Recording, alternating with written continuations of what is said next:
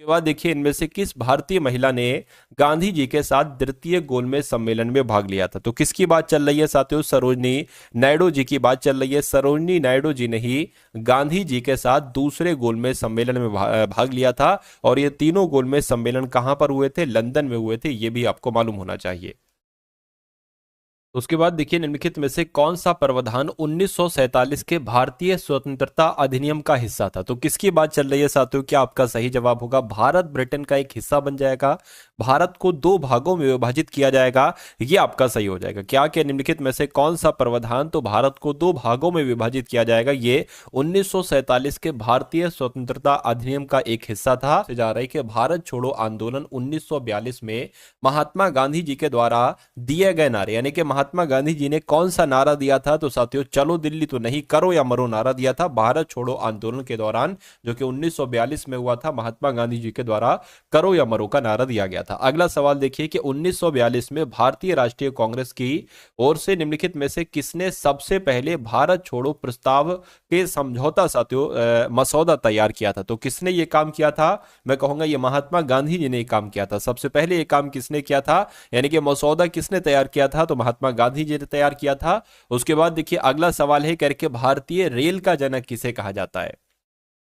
तो अगर आपके एग्जाम में साथियों ये सवाल पूछा जाए कि भारतीय रेल का जनक किसे कहा जाता है, तो लॉर्ड डलहौजी को ही क्या कहा जाता है? भारतीय रेल का जनक कहा जाता है। अगला सवाल देखिए कि भारत में सांप्रदायिक निर्वाचन का जनक किन्हें कहा जाता है? तो भारत में सांप्रदायिक निर्वाचन का जनक साथियों लॉर्ड मिंटो को कहा जाता है। किसको कहा जाता है? लॉर्ड मिंटो को कहा जाता है। अगला सवाल देखिए कह रहे कि व्यपगत का सिद्धांत किसने, यानी कि व्यपगत का जो सिद्धांत था ये नीति किसने तैयार की? तो ये नीति साथियों किसने तैयार की? आप लोग यहां पर फटाफट बता दीजिए क्या आपका सही जवाब हो सकता है। चलिए,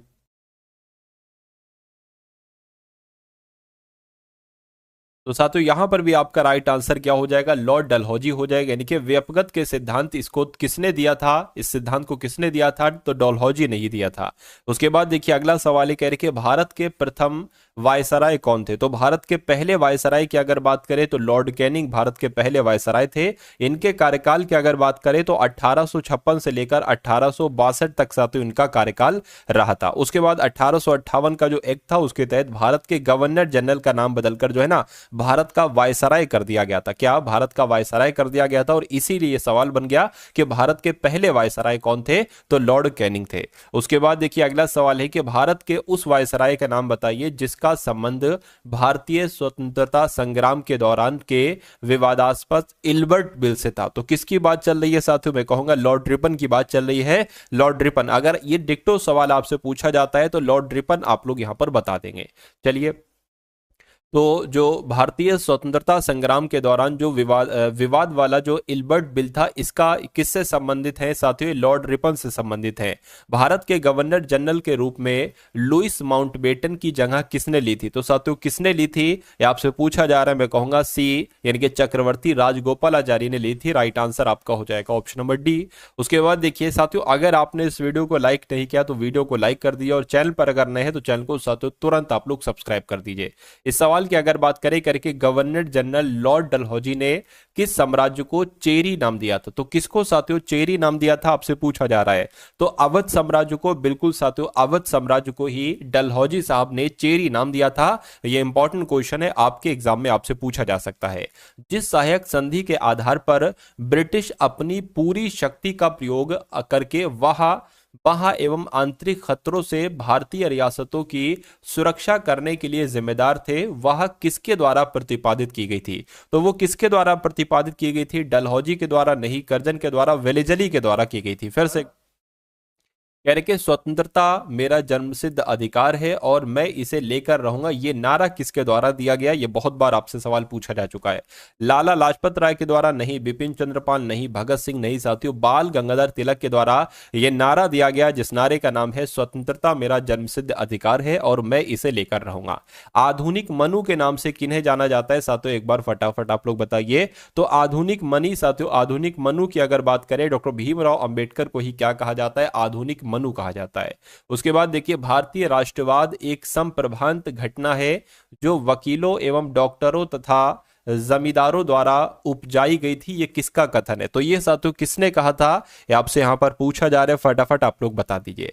तो ये साथियों राजेंद्र प्रसाद नहीं, जवाहरलाल नेहरू नहीं, वल्लभ भाई पटेल नहीं साथियों, ये गांधी जी का कथन है। ये किसका कथन है? ये गांधी जी का कथन है साथियों, जिनका आंसर है ऑप्शन नंबर किसके साथ साथियों? डी के साथ। मैं कहूंगा आंसर आपका बिल्कुल करेक्ट हो जाता है। चलिए, गांधी जी को ब्रिटिश से कौन सी उपाधि प्रदान की थी और उनके द्वारा त्याग दी गई? यानी कि गांधी जी को अगर बात करें कौन सी उपाधि दी गई थी साथियों? कैसरे हिंद की उपाधि दी गई थी, लेकिन इन्होंने इस उपाधि को साथियों त्याग दिया था जलियांवाला बाग हत्याकांड के विरोध में। उसके बाद देखिए अगला सवाल है करके, कौन से भारतीय नेता को लोकप्रिय रूप से पंजाब केसरी कहा जाता है? यानी कि पंजाब केसरी के नाम से किनको जाना जाता है? अगर आपसे एग्जाम में पूछा जाए तो लाला लाजपत राय को पंजाब केसरी के नाम से जाना जाता है। राइट आंसर आपका ए हो जाता है। जवाहरलाल नेहरू ने किसके निधन पर कहा कि हमारे जीवन से रोशनी चली गई? यानी कि ये किसका कथन था साथियों? तो पंडित जवाहरलाल नेहरू का कथन था, लेकिन ये किसके साथियों एक तरीके से निधन पर कहा था? मैं कहूंगा महात्मा गांधी के निधन पर कहा था हमारे जीवन से रोशनी चली गई। ये बात किसने कही थी? तो पंडित जवाहरलाल नेहरू ने कही थी। भारत के लौह पुरुष यानी कि आयरन मैन ऑफ इंडिया किसे कहा जाता है? तो आप लोग ध्यान रखेंगे सरदार वल्लभ भाई पटेल को आयरन मैन कहा जाता है, यानी कि iron man of India Bharat का लौह पुरुष कहा जाता है।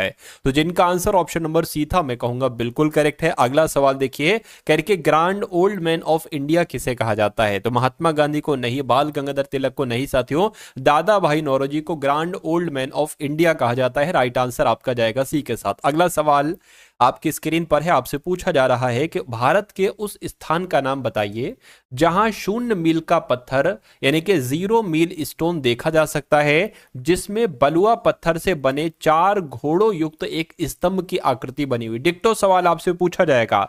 तो ये कहां पर है साथियों? ये नागपुर में साथियों है, यहां पर आपको ध्यान रखना है, ठीक है ना। नागपुर जहां पर शून्य मील का पत्थर देखा जा सकता है, जिसमें बलुआ पत्थर से बने 4 घोड़ों युक्त एक स्तंभ की आकृति। अवध के इनमें से किस नवाब ने लखनऊ में बड़े इमामबाड़े का निर्माण करवाया गया था? तो छोटा इमामबाड़ा कहां पर है? लखनऊ में। बड़ा इमामबाड़ा कहां पर है? लखनऊ में।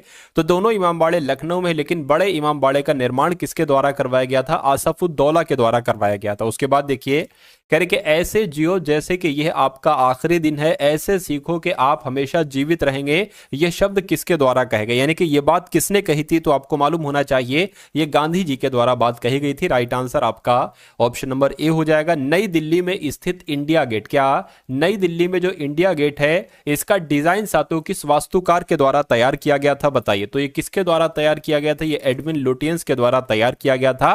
ये आप लोग ध्यान रखेंगे। राइट आंसर आपका ऑप्शन नंबर डी हो जाएगा। दोस्तों एक क्वेश्चन आप सभी लोगों के लिए है, इसका कौन सा आंसर सही होगा कमेंट बॉक्स में ज़रूर बताएं।